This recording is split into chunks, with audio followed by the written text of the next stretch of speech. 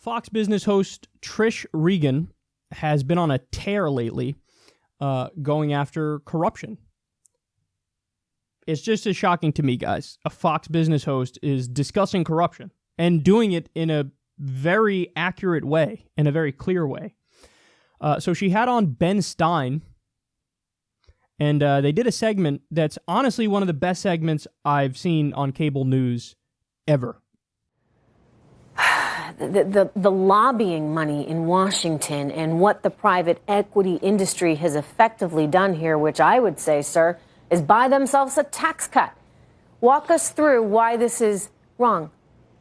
Well, that's just the way Washington operates. It's the way politics operates. I mean, people need money for campaigns. They need money for their staffs. They need money to live a nice life.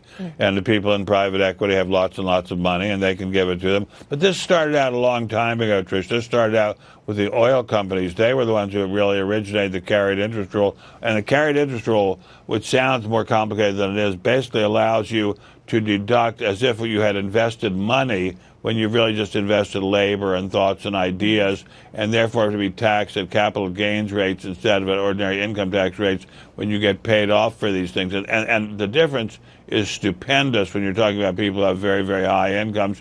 And if they take a little tiny bit of that and pay it to people in Washington so that those people can then lower their taxes, it's an incredible bargain. There's no greater leverage in the world than giving money to political candidates.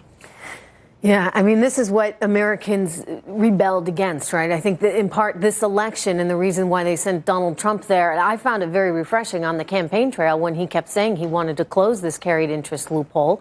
But of course, there was absolutely no will. Ben, I got to tell you, I was shocked when I looked at both the House and the Senate plans, and I thought, not any of them bothered to deal with this. And then they came up with some little fix down the road saying, well, you know, if you hold your investment for 3 years, well, Ben, you and I both know private equity investors, they always hold for at least 3 years. Yeah, they hold them for a very long time. And by the way, that whole private equity thing is a very much of a scam, because what they do is trade these companies back and forth among themselves. They don't really do that much to turn them around or change them around, and it's just a way of playing musical chairs. Only there are enough chairs, and they wind up all making a great deal of money. And unfortunately, some of the people we admire most in the country had a lot to do with that. Look at this, the chart. The viewer can see this right now. Ben, $981,000 Marco Rubio got from the sector. You got Charles Schumer there with $637,000. In other words, this goes across both aisles. They're all on the take.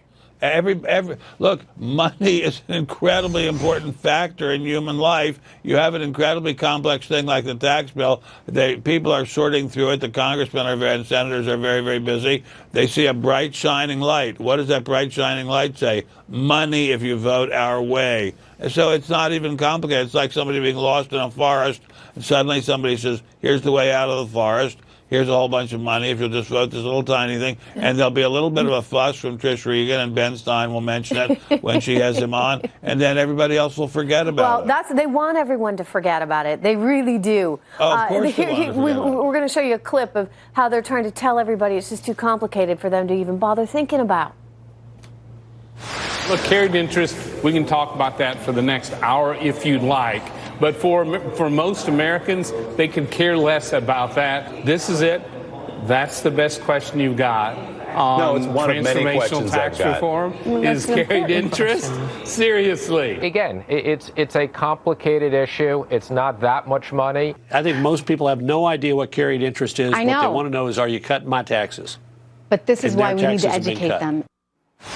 They're saying, it's too complicated. People won't care about it. And I'll tell you, Ben, I've heard from a lot of viewers, and they do care. And I say it doesn't matter if it's $180 billion or one stinking dollar. The principle of this, Ben Stein, is just wrong. Well, a billion here, a billion there, and pretty soon it adds up to real money. Was that Wilbur Mills who said that? Somebody famous said that. I forget who. No, Everett Dirksen said that long ago. Yeah, it's insane what you can buy in politics in terms of the tax code. And the idea that people don't understand it and therefore we can do it, that's just a disgraceful excuse. Yes, so we're going to stay on it. literally one of the best segments I've ever seen on cable news. 100%. And remember, Trish Regan's nobody's liberal. I mean, I remember the first time I ever saw her, she was on Bloomberg at the time. She wasn't on Fox Business yet. And she did this whole long rant about the national debt. And let me fearmonger about the national debt and how we need to get it under control, yes. And this was back during the Obama years, when Obama was in the process of reducing it. He had cut the deficit by over $1 trillion, but she's given this long spiel about the national debt. And the national debt, of course, is the accumulation of our debt from the founding of our nation, and you're never going to get rid of that, ever, nor would you even want to. Debt, in many respects, is the lifeblood of capitalism. Public debts mean private surpluses. So that's just a weird kind of rant to do and a weird thing, like right-wing thing to be obsessed about. The debt. So I was like, wow, she's pretty right-wing, and I've still heard her all the time. She makes right-wing arguments.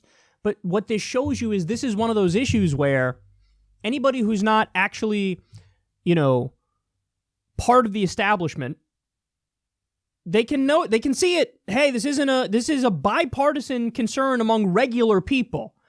A concern of, oh my goodness, our government is bought by the wealthy. It's bought by the wealthy. That's what it is.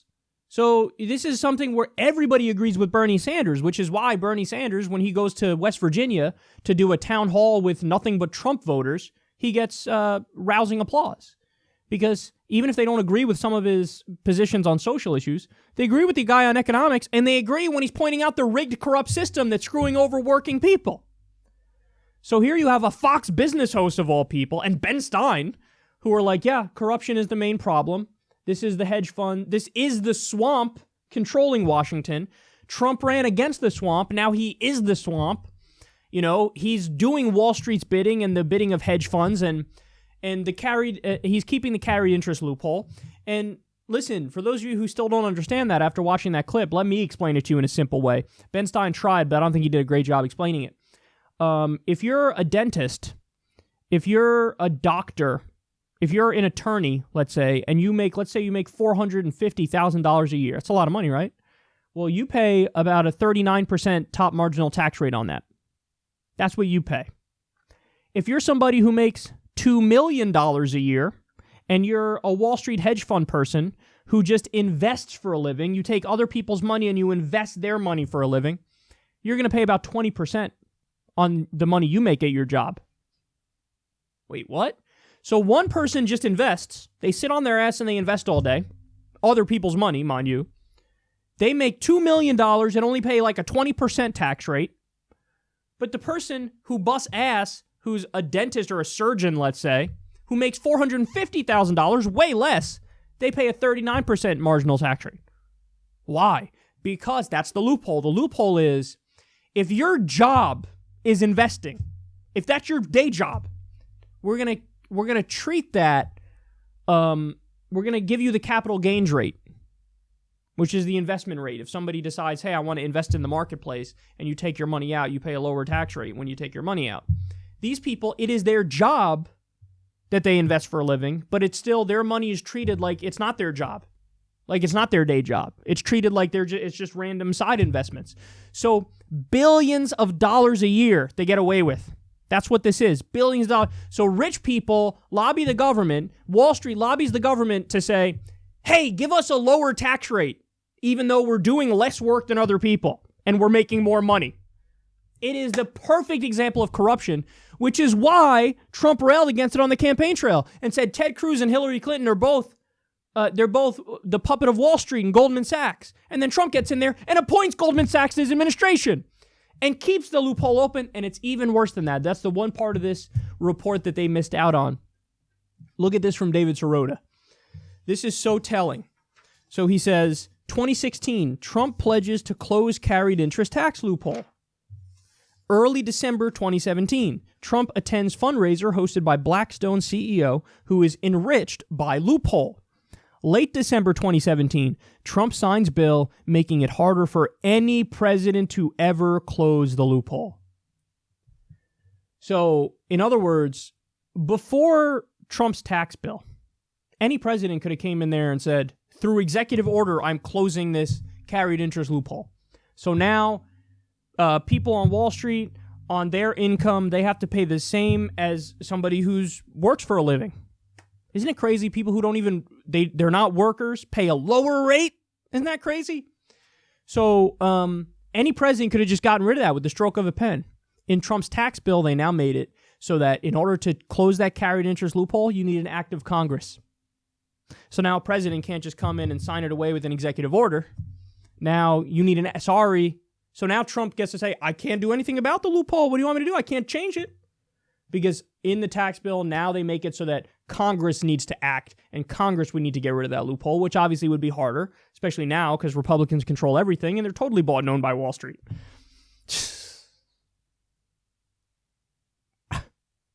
Drain the swamp, my ass. Trump is draining the swamp in your mouth. He is the swamp. He is the establishment. He's their little servile bitch boy, and even Fox Business hosts are noticing.